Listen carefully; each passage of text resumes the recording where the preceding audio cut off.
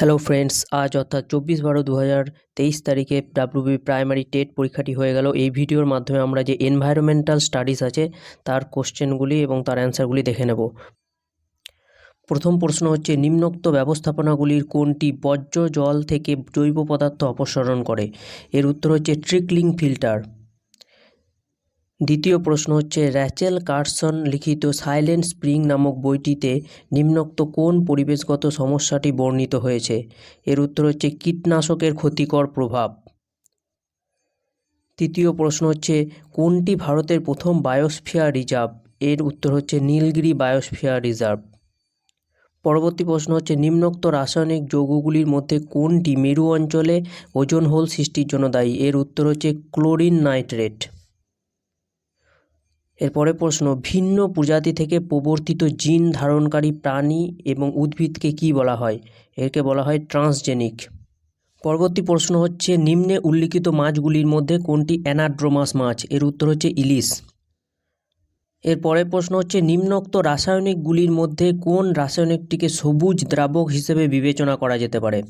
এটার উত্তর হচ্ছে সুপার ক্রিটিক্যাল কার্বন ডাইঅক্সাইড।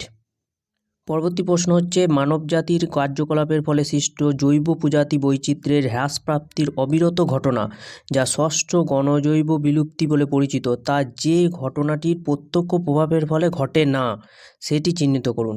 এর উত্তর হচ্ছে প্রজাতির জন্মহার কমে যাওয়া। এরপরের প্রশ্ন, নিম্নোক্ত প্রাণীগুলির মধ্যে কোন প্রাণীটি ডেট্রিটাস ফিডার বা ডেট্রিটাস ভোজী? এর উত্তর হচ্ছে শকুন।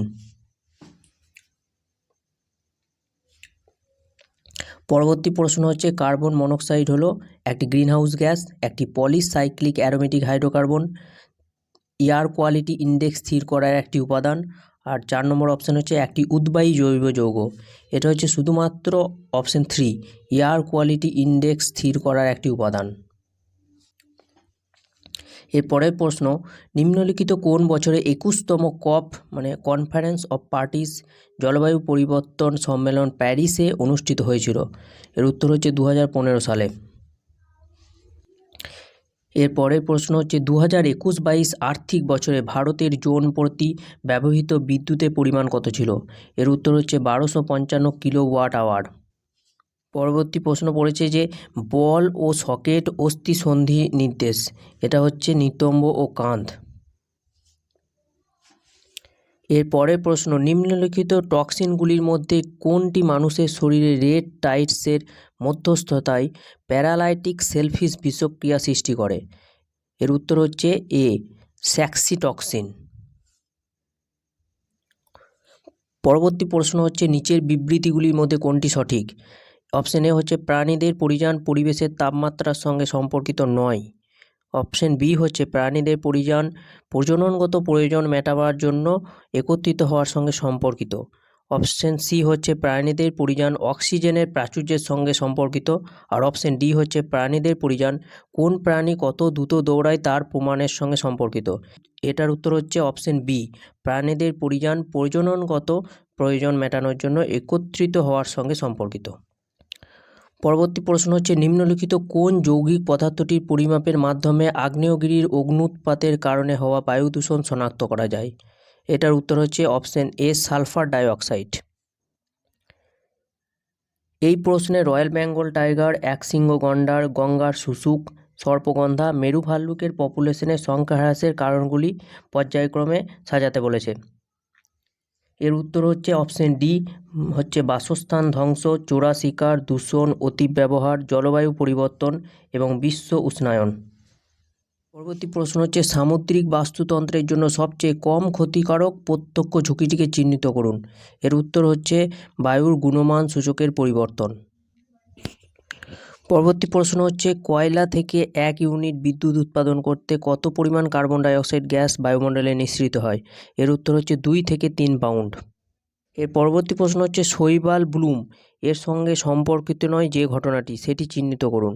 এটা হচ্ছে মহাসমুদ্র স্রোতের পরিবর্তন। পরবর্তী প্রশ্ন হচ্ছে, নিরক্ষীয় প্রশান্ত মহাসাগরে সংঘটিত এনসো ঘটনার পৃষ্ঠীয় জলের তাপমাত্রার নিম্নলিখিত কোন পর্যায়কে এল নিনো পর্যায় বলা হয়? এটা হচ্ছে উষ্ণ পর্যায়কে। এল নিনো হচ্ছে ওয়ার্ম ওশেনিক কারেন্ট। এর পরের প্রশ্ন হচ্ছে নিম্নোক্ত কোন দুটি মস্তিষ্ক কেন্দ্র মানুষের গ্লোবাল পজিশনিং সিস্টেম হিসেবে কাজ করে? এর উত্তর হচ্ছে option A hippocampus and entorhinal cortex. পরবর্তী প্রশ্ন হচ্ছে শিলার আবহবিকারের সৃষ্ট আলগা উপাদানগুলি যে প্রণালীতে একত্রিত হয় সেই প্রণালীটিকে বলা হয় লিথিফিকেশন। এর পরের প্রশ্ন হচ্ছে নিম্নোক্ত প্রাণীগুলির মধ্যে কোনটি বেন্থিক অমেরুদণ্ডী প্রাণী? এর উত্তর হচ্ছে সি অ্যানিমন। এই প্রশ্নে জিজ্ঞাসা করা হয়েছে যে অধিকাংশ খনিজ ও শিলাতে কোন মৌলটি পাওয়া যায়? এটা হচ্ছে সিলিকন। পরবর্তী প্রশ্নে জিজ্ঞাসা করা হয়েছে যে সুন্দারল্যান্ড হটস্পট বিষয়ে নিচের কোনটি সঠিক? এটা হচ্ছে অপশন ডি নিকোবর দ্বীপপুঞ্জ, র্যাফলেসিয়া এবং ওরাংওটাং। শেষ প্রশ্ন হচ্ছে নিম্নোক্ত অবস্থাগুলির মধ্যে কোনটি হাইড্রোপনিক্স পদ্ধতিতে উদ্ভিদ বৃদ্ধির জন্য ব্যবহৃত হয়? এটা হচ্ছে অপশন সি মৃত্তিকাবিহীন অবস্থা। এই ভিডিওর মাধ্যমে যে প্রশ্নগুলির উত্তর আমি পেয়েছি সেগুলো তোমাদের সাথে শেয়ার করলাম, বাকি উত্তরগুলো তোমরা একটু দেখে নিও। সকলকে all the best, thank you. ভিডিওটি ভালো লাগলে চ্যানেলটিকে সাবস্ক্রাইব করবে।